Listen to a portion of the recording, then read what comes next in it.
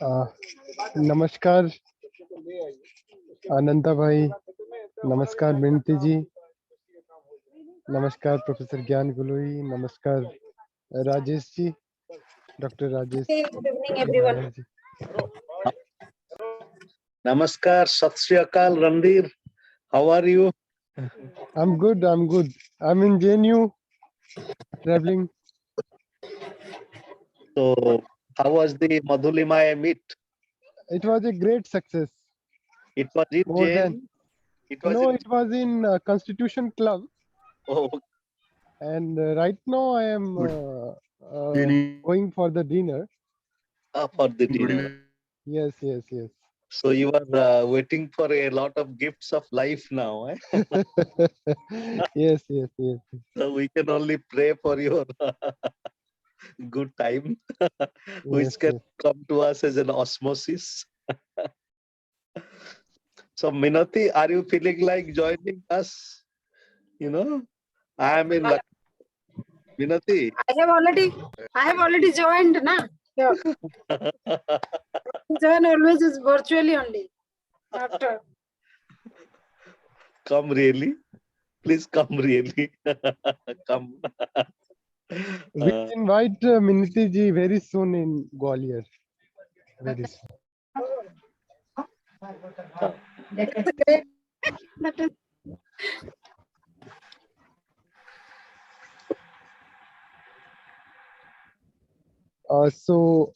Let me just start the session. Thank you, dear and respected friend. Thank you so much for your kind participation in today's Swadhyaya Chakra dialogue. I, Randhir Kumar Gautam, on behalf of Vishwaneedam Center for Asian Blossoming, welcome you in all to attend today's Swadhyaya Chakra dialogue. Very creative topic, memory studies. So we have with us Dr. Rajesh V. Nair from Mahatma Gandhi University, Coimbatore. We welcome you, sir. We welcome Professor Anant Kumar Giri from Madras Development Institute and Honorary Trustee of Vishwaneedam Center for Asian Blossoming. We welcome Professor Gyan Gului, Minati Pradhan ji, MD Shahab, Professor Mohanty, and all friends co-present here.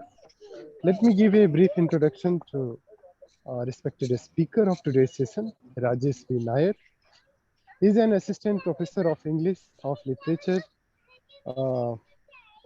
School of Letters, Mahatma Gandhi University, Coimbatore.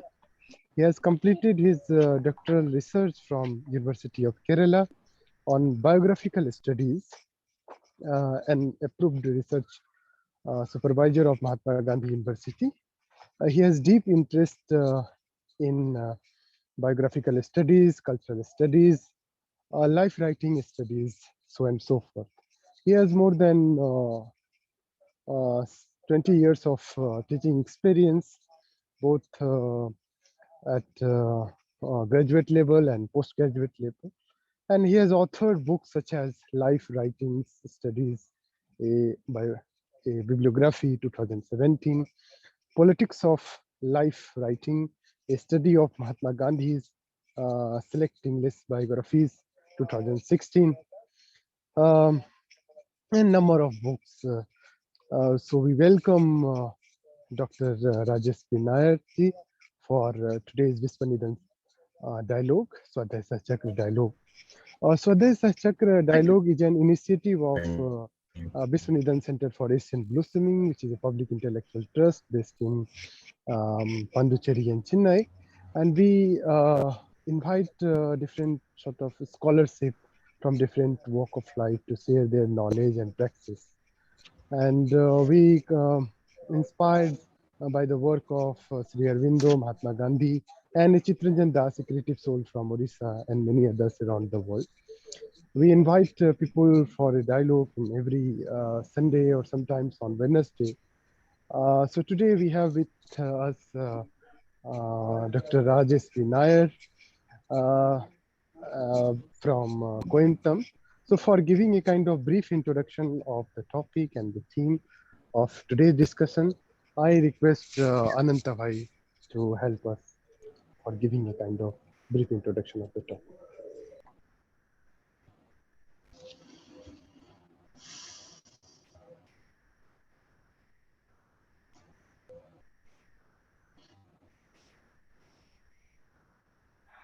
Sugamana. So Thank you. I greet you from Lucknow today, and a great seat of learning. And speaking about memory studies and remembering as an active process. So we are remembering a great thinker and seeker of India. His name is Radha Kamal Mukherjee, and he was the founder of the Lucknow school here in 1921. And so remembering is an active process, memory studies, and it has many dimensions, and recently it has become very important domain of our engagement. Memory, remembering, and we can also think about memory work, and memory work is a critical and creative process. Many times we forget, for example, the stories of struggle. The struggle, it has brought us into the contemporary moment. Look at, for example, Indian freedom struggle. Now, Indian freedom struggle, our generation does not have a direct experience of that. So therefore, one great challenge is how do we engage ourselves in active memory work so that freedom struggle is not just a relic of the past in the context of our many contemporary challenges, as we need our contemporary freedom struggle. So we need memory work as a transformative process. So memory work possibly is one dimension of memory studies, but there is a disjunction between studies and work. So what happens is that studies, any study that we are doing, like social studies or literary studies, it is not necessarily accompanied by transformative work. Many times it is confined only to the domain of studies. But at the same time, how memory studies also can be a, a, a contribution to varieties of transformative initiatives. And so with this, I welcome Dr. Nair, please. You can kindly speak about 30 minutes. Is it all right? 30 to 35 minutes. Introductory observations about, in fact, questions about memory. What is memory and what is memory studies? And who are the important theories of memory studies? And what are the important concepts associated with memory studies? And how memory studies is connected with literature and other disciplines? And what are the methodologies followed in studying memory studies? And what's the scope of the so-called Indian memory studies? So these are the introductory questions which I have with me right now. And I shall begin with answering these questions very briefly.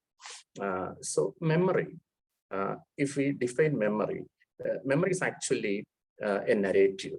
Memory happens after an event. It happens after an event in the sense that we try to remember a past incident or a past experience. So when we recount the past through various narratives, could be literary narratives such as autobiographies or biographies, or whatever it may be, maybe through a novel or other forms of literature. However, there are also non-literary ways of documenting memories, such as think about a photograph, think about a film, or maybe the material manifestations of memory, such as the statues.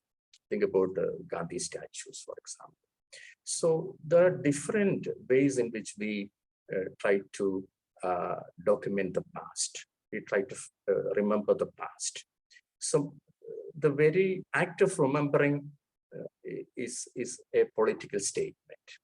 Okay, there is politics in remembering. We try to remember certain things in the past. We try to, when we narrate certain things to others, a particular incident to others, we try to construct a narrative pattern by taking certain threads of narration, and we try to deliberately hush up certain things, incidents, and we try to highlight certain incidents, obviously. So there is politics of remembering, and that's a very important point which we have to think about. So memory studies deals with all these things, the ideological politics behind remembering. And obviously, it's an interdisciplinary area which cuts across different disciplines, history, sociology, and obviously literature and other disciplines. So we need to look at the politics of narration in memory studies. For example, I'm just giving some examples quickly. Think about the statue of Sardar Vallabhbhai Patel, the statue of the so-called Statue of Unity. So the politics behind that narration, that statue, has got obvious underpinnings of a particular ideology. So memory is essentially textualized. That's a very important point which we have to remember. So it is textualized.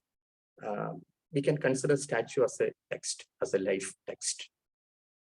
Maybe Gandhi statue, Patel statue, and obviously other narratives in the form of photos,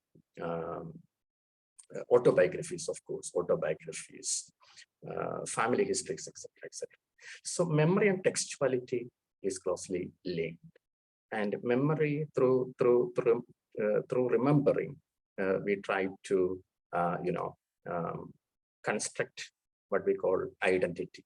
So identity politics behind remembering is very, very important, and it's a very vast area, an interdisciplinary area, which deals with the different types of memory, such as social memory, tribal memory. We talk about tribal memory. I'm reminded of C.K. Janu's famous autobiography, Mother Forest, right? Subaltern memories. We talk about the so-called Dalit memory. I'm reminded of, so when we talk about fields such as memory studies, and obviously we should give credit to certain thinkers who have contributed a lot to different domains in this field. I remember a very important theorist of Dalit literature, who wrote the famous work, The Flaming Feet, Professor D.R. Nagaraj. So he talked about Dalit memory in that work, the collection of essays. So we also talk about counter memory. We live in a period where our memory itself is under surveillance. So that's a state of affairs nowadays. So surveillance is everywhere, and where is the scope of dissent, and where exactly is the space for resistance? So that's a very problematic issue. So we talk about counter memory. So counter memories are always there. There are narratives of counter memory which openly challenge, or secretly, I should say, secretly challenge the statist ideologies or oppressive machines. So when we talk about counter memories or counter memorial narratives, which challenge statist ideology, I am reminded of a particular narrative that is graffiti. So writings on the wall, such narratives openly challenged, particularly in the Kerala context in 60s and 70s, when Naxalite movement was very predominant, 60s, 70s period. So walls were used to communicate certain messages, important messages to the public. So graffiti is a very important mode of conveying such narratives. I'm also reminded of certain, very important examples, texts, again from that Naxalite movement. I can understand that it's a heterogeneous audience. So regarding Naxalite movement, I'm reminded of two important, in fact, the most important document, narrative. It's a memoir. It's a memoir by T.V. Ichiravaria. So T.V. Ichiravaria, in his memoir, the memoir is titled Memories of a Father, in which he talks about, or he remembers, I should say, he remembers the story of his son. Okay. It's a counter narrative. Definitely, it's a counter narrative, and the careful inclusion of family photos, I should say, careful inclusion of family photos in that memoir. That's a very important narrative method followed by or employed by Ichiravaria. So we come across different types of memory, and that was what I was trying to tell. Another aspect of memory studies is, when we try to remember certain things, so memory is always connected with certain memorable experiences. Some are sweet memories when we come across or when we interact with certain people, and we try to remember all those experiences. So we talk about sweet memories. On the other hand, some incidents are really painful. So memory is always connected with the trauma. And, memory studies became a very important field of study thanks to the Holocaust, unfortunately. So trauma is a very important component of memory. So when a victim tries to remember a painful incident of the past, whether it could be a rape victim or a victim who survived a very painful incident in the past. So all such things are very, very painful, and memory is definitely linked with trauma studies. And we have so many sites of memory, such as the partition and Godhra riots, emergency period, and when we come to Kerala context, land struggles, so many land struggles, and of course I should remember that endosulfan incident in Kasaragod, Kerala, and of course when we come down to Sri Lanka, that Sri Lankan civil war. So all those things, all these sites of memory talk about or discuss or generate discussions or discourses on trauma. And another point regarding regarding memory studies is the role of media. So media plays a very important role in memory. So when we trace back to the past, the invention of printing press, that itself is a very important point. So the invention of printing press and the coming of the book. I think there is a book titled The Coming of the Book. So book, that commodity, the book as a commodity, which documents certain incidents of the past. So then coming to the development of photographs, then memories are narrated through radios. The coming of radio, then camera photo, of course, photographs, then films as a medium, then followed by television, then the coming of the internet revolution. So all these phases. So technology has always helped to document certain incidents of the past, to freeze certain incidents of the past.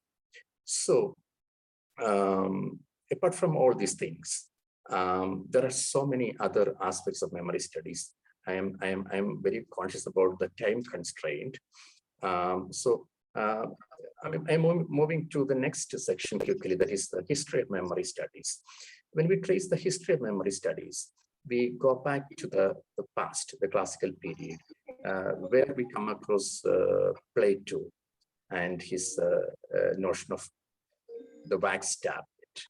So Plato's wax tablet, he used to argue that our mind is like a vast wax tablet,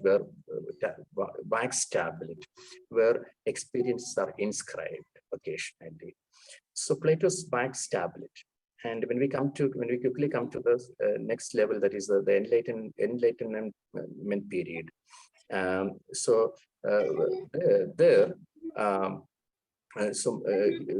We come across Descartes and the notion of and his notion of self. Then we quickly move on to the modern period, where we come across thinkers such as Sigmund Freud, Jung. Then later comes Foucault, and how he popularized the idea of counter memory. I'm just giving some ideas quickly. Counter memory.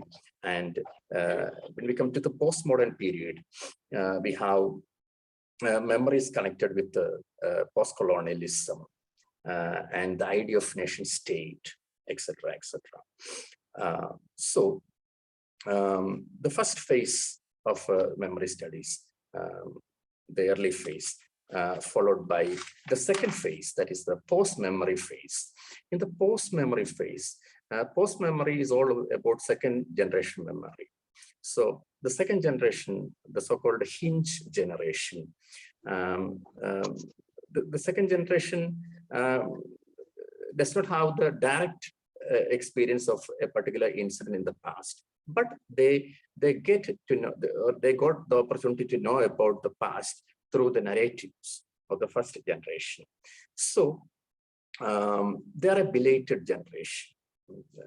That's a term which is frequently used. So when we come to partition and writings in connection with partition, how the second generation, how the next generation of the victims of partition, how they recount the past through different narratives. I'm reminded of a graphic novel, This Side and That Side, This Side, That Side, by Vishwaneedam Ghosh. So memories are narrated through different forms, including graphic narratives, graphic novel. So post-memory, the term popularized by the thinker, theorist, Marianne Hirsch, in her work, The Generation of Post-Memory. And she talks about the indirect experience of the present generation, regarding the experience of the past, right? And she also talks about family photos. So if you look at a family album, you get an opportunity to see your grandfather or grandparents and you are reminded of certain incidents in connection with those people. Okay, so family album is a very important example in connection with post memory. Storytelling as a mode of reconstruction is also a very important. The third phase of memory studies, that is digital memory, the current phase we can call. So with the arrival of what we call the IT revolution, the coming of the computer and internet, there are so many new forms through which memories are narrated, and we have so many genres, new genres, blogs, online communities. Even why not the profile pictures which we keep on changing through our WhatsApp. So YouTube is a repository of, it's an archive of memories. So there are different modes in digital space where memories are archived and documented. And now we talk about what we call connectivity turn. And, so when we talk about connectivity, there are so many groups. There are so many groups within this digital space where they form a network and where they interact. And, we talk about diaspora. There are so many diasporic communities in different parts of the world. So they make a connection with their homeland through different methods. So technology is a very important aid or a tool through which they form what we call a network society through cyberspace. And no wonder there are studies on digital diaspora. So diasporic memory is analyzed nowadays with a new development in diasporic studies, that is a digital diaspora, right? So blogging, of course, profile pictures I have mentioned, etc. So digital archiving is very, very important in documenting memories, and digital memory is closely linked with what we call a new, I won't call it a discipline, a new area of study, that is digital humanities. So digital humanities, essentially focus on what we call archiving the past. We try to archive certain incidents or experiences, or we try to document certain valuable things, including manuscripts. So digital memory is connected with digital diaspora also. Is there anything like Indian memory studies? That's a very, very important question. At the beginning, I told you about the origin of memory studies. So memory studies as a field of study emerged mainly due to the Holocaust. When it comes to Indian memory studies, it is in a very nascent stage.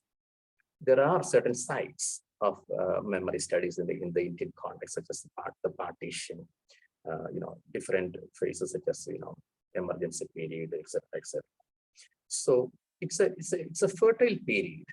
It's a fertile period, or it's a fertile field. We need to explore more and more into this field in the Indian context. And I'm really happy that so many researchers have come up with their topics based on memory studies.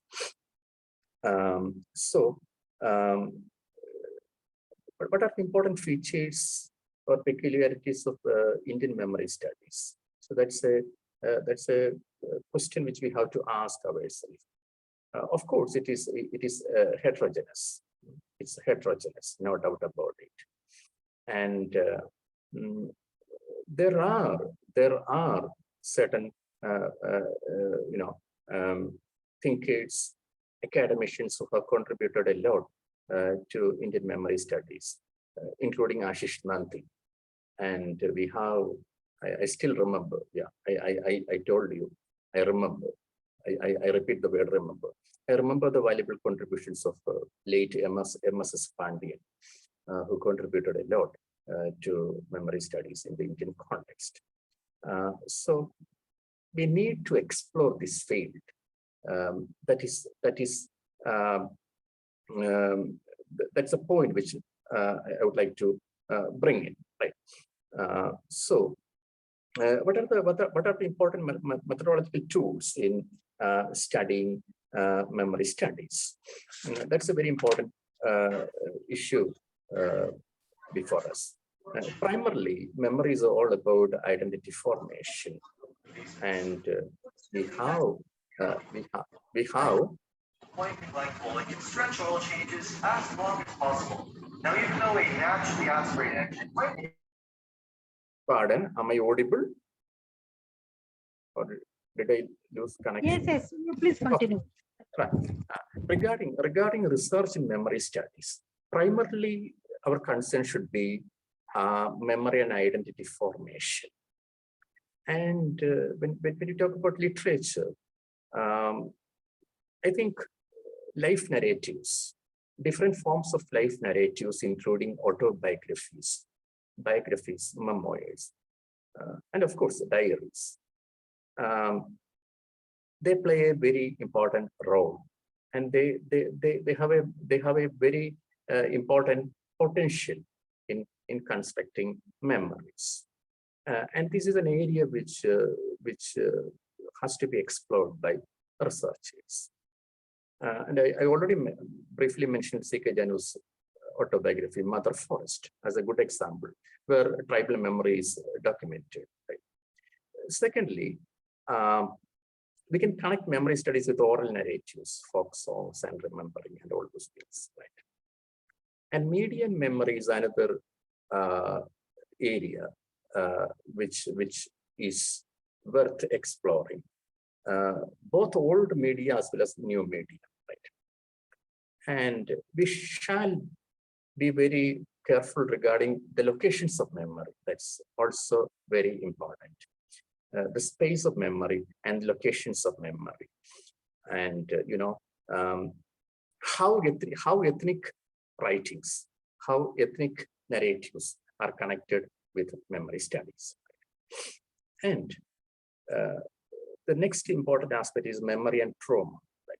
So trauma studies and memory studies come hand in hand, right? And memory is all about confession. So memory and confession is also important.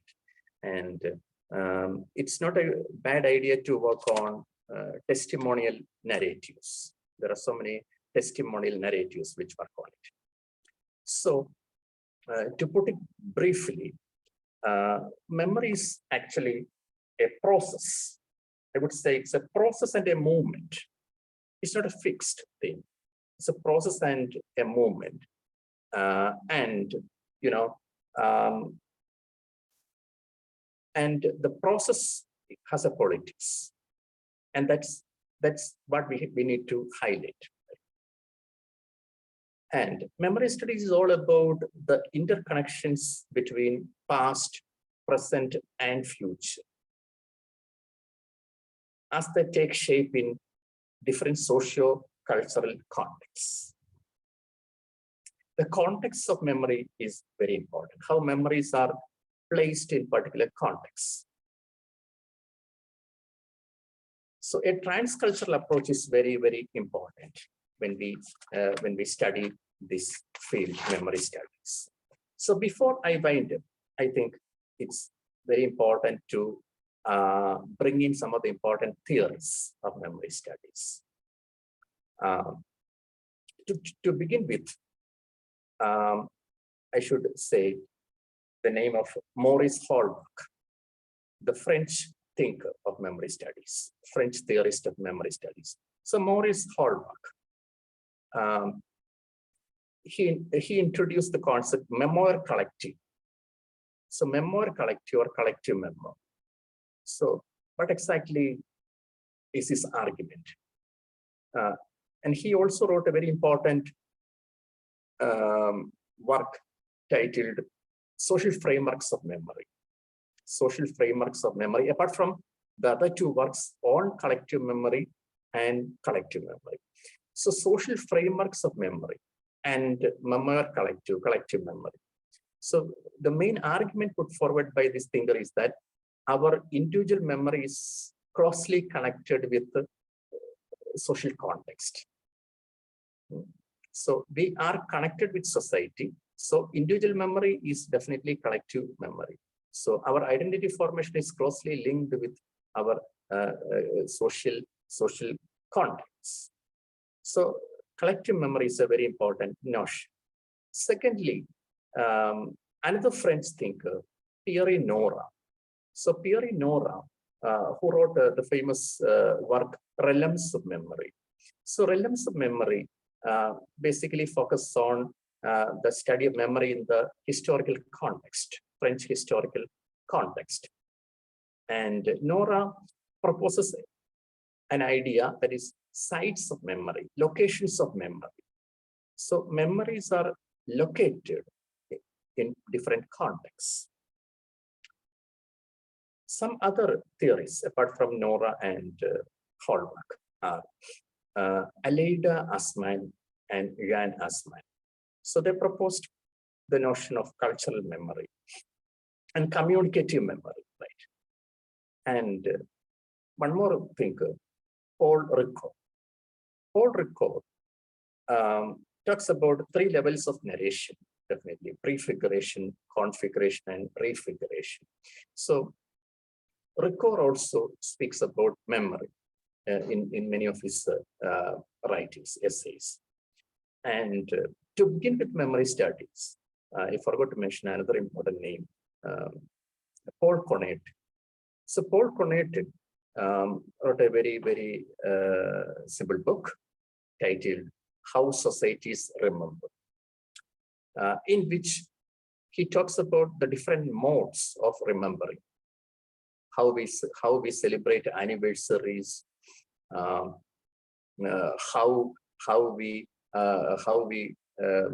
take part or get involved in certain rituals, etc., etc. So rituals, anniversaries, and there are different narratives. There are different, modes through which we try to relive the past. So it's all about going back to the past. Okay. So initially we had some technical issues. So I try, before I conclude, I try to sum up what I was trying to tell you. I started with a few questions about memory, including the definition of memory and memory studies, and different aspects of memory studies, and different thinkers. What are the different thinkers of memory studies, and how can we trace the different phases of memory studies, etc. I started by answering what is memory, followed by what is memory studies, which is an interdisciplinary area. I argued that memory is closely connected with the textuality and identity. Then I spoke about the connection between memory and trauma. I also brought in different categories of memory, including social memory, tribal memory or ethnic memory, subaltern memory, Dalit memory, wherein I brought in D.R. Nagaraj. Then I spoke about the role of media in narrating memories. Right? So what I was trying to highlight in that particular section, was the politics of narrating memory, the process of memory, the process of constructing memories. That very process has a politics. Because when we try to reenact the past, when we try to remember the past, to keep certain things from, to save certain experiences from oblivion. We don't want certain experiences to be forgotten. So it's a war against forgetting, right? We try to remember, bring back certain experiences. At the same time, we try to wishfully forget certain things of the past. So that conscious omission and conscious selection of the past experiences has a politics. And that's the starting point of memory studies. Then I spoke about the history of memory studies, starting with Plato, then later period, then postmodern period, etc., etc. So when we start with the classical period, we have to move on to the next phase, that is the post-memory phase, the second generation. How second generation speaks about the past, or how second generation negotiates the past experiences through different mnemonic narratives, right? Then I moved on to the next, or the contemporary phase, that is the digital memory phase, where cyberspace becomes a space where memories are documented and stored. Then I connected digital memory with the digital humanities, and I briefly mentioned about digital diasporas. As concluding observations, I talked about Indian memory studies, the possibility of Indian memory studies, and research avenues in the field of memory studies. The methodological tools which are used in memory studies, particularly trauma studies, or material cultural approaches, and how objects tell, I forgot to mention that, how objects tell stories of the past. That's a very important point. Objects including, memorials, statues, monuments. Again, I remember the contribution of Tapati Guha, a very important study on memorials in the Indian context. And incidentally, I remember the contribution of late Hari Vasudevan, right? And semiotics is also very important in analyzing, narratives of memory, media studies, semiotics, etc., etc. So, memory studies. So bringing back the past experiences is a fight against all sorts of oblivion, or all sorts of forgetting. So that dissent component is very important. The element of dissent, or the aspect of resistance in memory studies, right? So memory studies is all about, therefore, it's all about the interrelationships between the past, present, and future. So all are closely interlinked. I don't know whether I have brought in all the important points which I wanted to convey, and I brought in before I went. I remember I talked about some of the important theories of memory studies, such as Maurice Hallmark, Thierry Nora, Alida Asman, Jan Asman, and Paul Connery. So, to put it simply, memory studies, the context of memory studies, the debates surrounding memory studies, or what's the scope of memory studies. So to put it simply, I would say that memory studies is a highly promising field of inquiry, is an interdisciplinary field of inquiry, which is very important in the Indian context. We need to theorize memory studies in the Indian context. And that is perhaps the relevance of this lecture, I suppose. Thank you so much.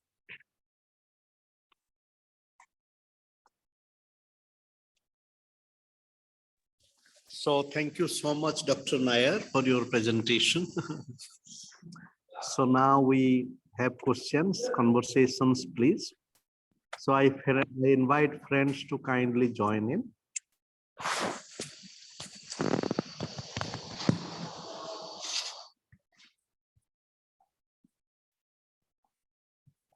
Okay, so Gyan Luigi, please. Thank you so much. It's a comment. Yes, thank you very much. I'm audible because I do not know. I have some problems today. Am I audible? Yeah, you are very much audible, sir. Thank you very much. Absolutely. Thank you very much. I was reflecting on the different contents. Memory is without any doubt a very difficult argument, a very difficult subject. I was thinking about the relationships which perhaps can hold, for instance, between the cultural identity of a nation or groups and memory. That is, I was reflecting on how, for instance, the same datum in history can be lived in different ways by different groups or by different nations too, with different values, these to the same datum in the memory, in the collective memory of a nation or a group, are assigned different values. These, for instance, positive values or negative values, or also a datum is lived and is memorized, is remembered with different narrations, because very many times the same datum in the history of a people, for instance, is lived and remembered with different narrations depending on the groups which remembers the datum. Now I should find an example which is appropriate. Strangely enough, I do not know why, but the first example which in this moment comes to my mind is an example which regards European history and in particular the battle between Serbs and Turkish army at the Kosovo Polje, for instance, which is a defeat for the Serbs, but strangely enough, it is remembered as the foundation day of the Serbs nation. And the same datum and the same battle is lived and remembered as a triumph by the Turkish army and by the Turkey, that is at the beginning of the expansion of the Ottoman Empire. This is the same datum is, so to speak, exercise a foundation role and a foundation value independent of the defeat of the Serbs and of the victory of the Turkey, of the Ottoman Empire, and it is remembered in opposite way. But it, strangely enough, it has a foundation value for both people. That is, both for the Serbs and for the Turkey in a certain sense, perhaps now less, but anyway, it is important. It's important also for the Turkey, and I think it happened at the battle. It happened in 1451, but I'm not sure about this. That's moment not. But yes, the memory has so many aspects and so many points, and the collective memory. I mean, that is the strange thing is that we often are confronted with the same event, apparently with the same event, But then on close inspection, when we analyze the event is lived in totally different ways by groups, by population, by peoples, and also by the same people in different parts of the history. That is, it can be that, for instance, in France, the 14th of July in the memory is lived in different ways because, of course, it is a festivity. But when, for instance, the counter-revolutionary forces in France have had, from 1789, have had the majority, then the 14th of July is memorized and remembered with hostility. That is, now we have the habit that the 14th of July is lived in France as a great festivity, but it was not always so in the last 200 years. Yes, excuse me. Yes, I was thinking, because really memory is so complex and so difficult, so rich. So thank you very much anyway. Thank you. It was only an observation. Thank you. Thank you very much. And can I add one more point to your observations? Yes. Yeah. If one person remembers something, if a same event is remembered by more than one person, so memory gives a perspective. It gives a perspective. It gives a reading. It gives an interpretation. So there would be obviously different memories on a same incident. So what I was trying to bring in is, I don't know whether I may be right or wrong, but the very aspect of violence is very much involved. Some narratives or some memories are given prominence over other memories centered on a particular event. So there is a possibility of violence involved in hushing up certain memories. Some memories are sidelined. Some memories on a particular incident, they are sidelined by what we call the so-called dominant memories, right? So the violence aspect is important. So it is always better. So it is always better to have more memories on a particular incident, so that more narratives are given spaces. And remember, please remember, I brought in the aspect of counter memory. And while I was listening to the comments, I was reminded of memorials. I briefly mentioned about memorials, and I was thinking about the counter memorial. We have such a memorial of Rohit Vemula. So Rohit Vemula's memorial in University of Hyderabad campus. I would read such a memorial as a counter memorial, which challenges the dominant hegemonic narratives or the dominant hegemonic memorial spaces. So memories are inscribed, they are textualized. So that's a point which we have to keep in mind.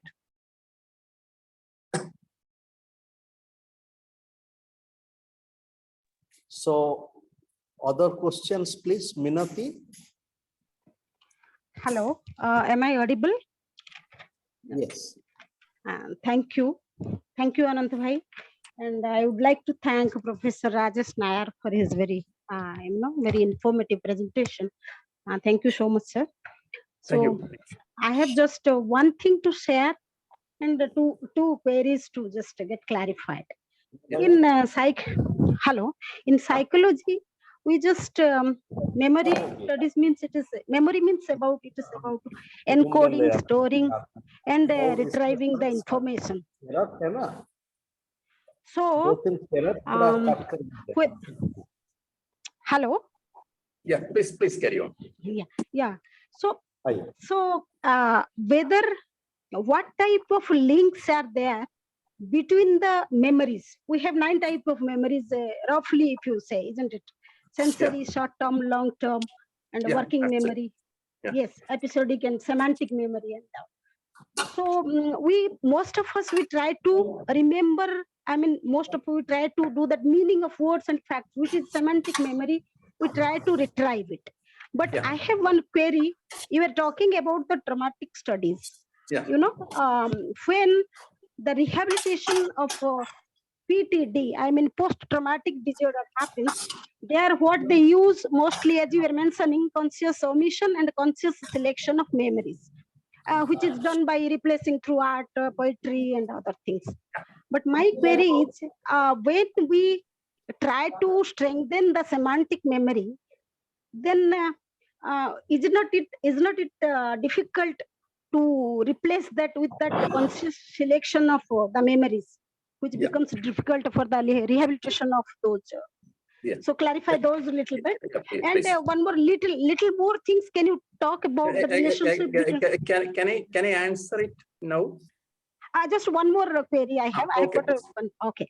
So that is what is a little bit more about the relationship between the literary theory and memory studies. You know, apart from that installation and other things, what are the other things? The relationship between literary theory and memory studies. Okay. Yes. Literary theory. Thank you so much. Okay, thank you so much. So there are 2 queries. One is regarding memory studies and psychology, right? Sorry, trauma and memory, right? So because of the positive time, I could bring in Freud and Jung very briefly. Right? So the interesting question is, can trauma be narrated? Can a traumatic event be narrated? That's a problem. That's a puzzling question. Can trauma be represented, or can trauma be narrated? And because there are so many flashbacks, reenactments when a victim is narrating a traumatic incident. There are so many reenactments, flashbacks, and of course there are gaps and silences. Gaps, I repeat, gaps and silences. We talk about the technical term talking cure. So I think it is better to connect. I'll just give an example. It's better to connect this aspect, traumatic memory, with life narratives. If a victim is narrating, if a victim is narrating a traumatic incident, we can analyze that narrative by bringing in the aspect of talking cure, the aspect of talking cure. So talking or narrating the past, or writing the past. So it's a therapy, what we call a therapy. It's a therapy. It's a therapeutic process, though it's a painful process. It's a therapeutic process. So writing as a curing process, writing as a therapy, and Freud's mystic writing pad, this memory studies also touches upon how Freud proposed the idea of mystic writing pad, and where childhood memories are they're narrated, and how they are represented. So the point is, we have to focus on the gaps and silences in such traumatic narratives.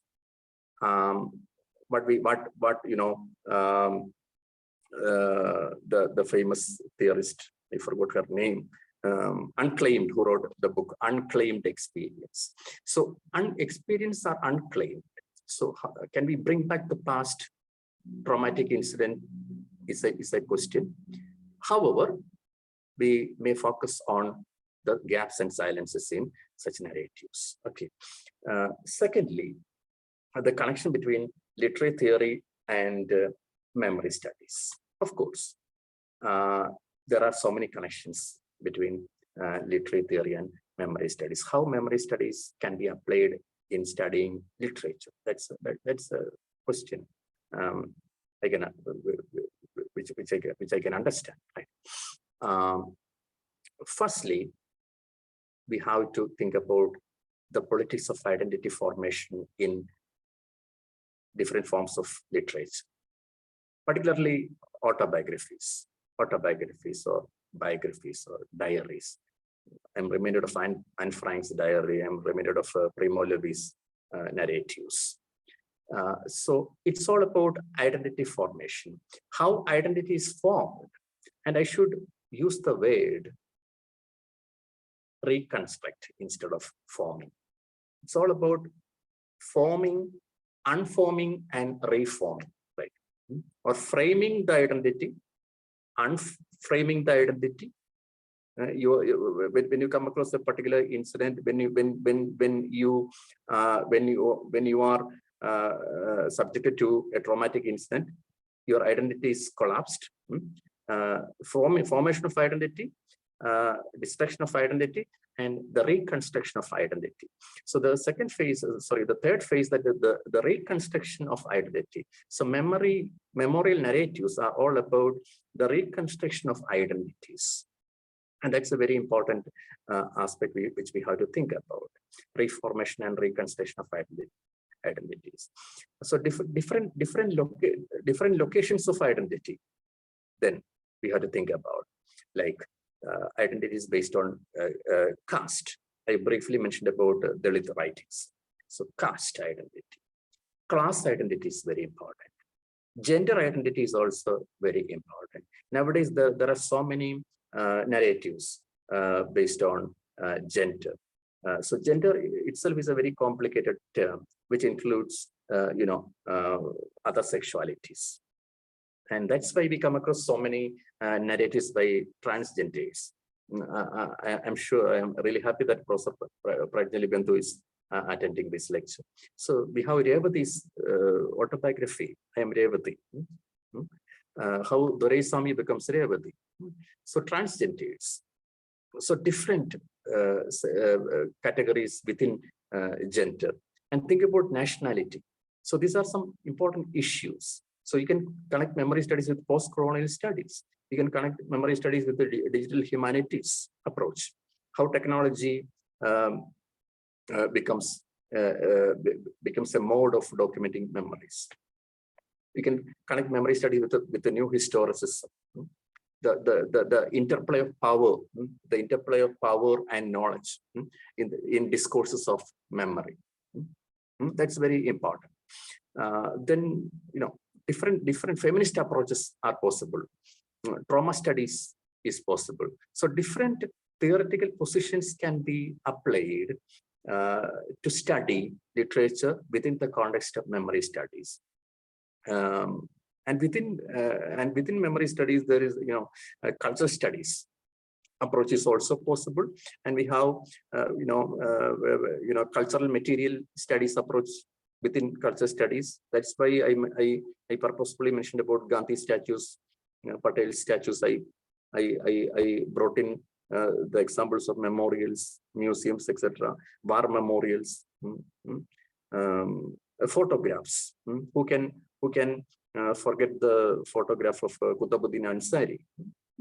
Some photos are very poignant. They communicate certain very important phases of history. Whether it could be how I forgot the name of the particular girl who was running when the atomic explosion occurred in Hiroshima, right? So there are certain semiotic approach is also important when we discuss the visual forms of memory, visual documents like family albums, photos, films, etc., etc. How Gandhi's biopic Gandhi can be studied? Yes, it's possible. So semiotic studies also possible theoretical strategy which can be used in studying memory studies by connecting memory studies with film studies. So limitless possibilities are there within particularly within the Indian context. I repeat. Thank you.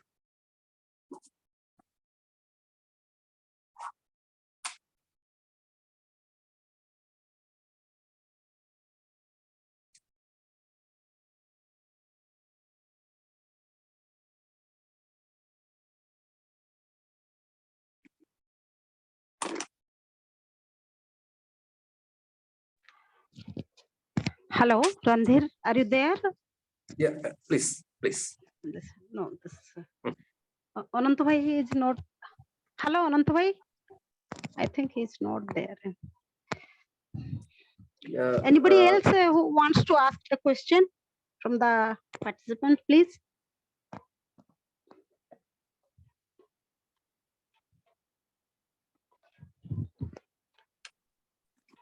Sir, I hope you can hear me. Yeah, absolutely. Please carry on. This is Jaren, and it was indeed a very wonderful session. Thank you, sir. Yeah. And I don't know if it's a silly question that I'm going to ask, but I'm quite skeptical about memories. Be it our own personal memory, isn't there a possibility that memories can be altered over time? Because in my own personal experience, our memories get blurred, or maybe there could be additions from the information that we gather later. So memories do get altered or modified. Yes. So when it comes to collective memories, which are still more prone to these alterations, just like we speak of histories. So memories can also be constructed, I guess. In that case, absolutely. Memory itself is a construct, no doubt. Absolutely. Yeah. It's a narrative, it's a construct. And how we construct a particular memory is the point, the process of constructing memories. And obviously there will be memory lapses. I admit. There will be lapses. There will be lapses which are deliberate, at the same time unconscious. Unconscious. So we have to be very careful while analyzing memories, right? So we are not saying that, I'm not saying that memories are full of facts. So memories is only a narrative which gives a particular perspective on a particular incident.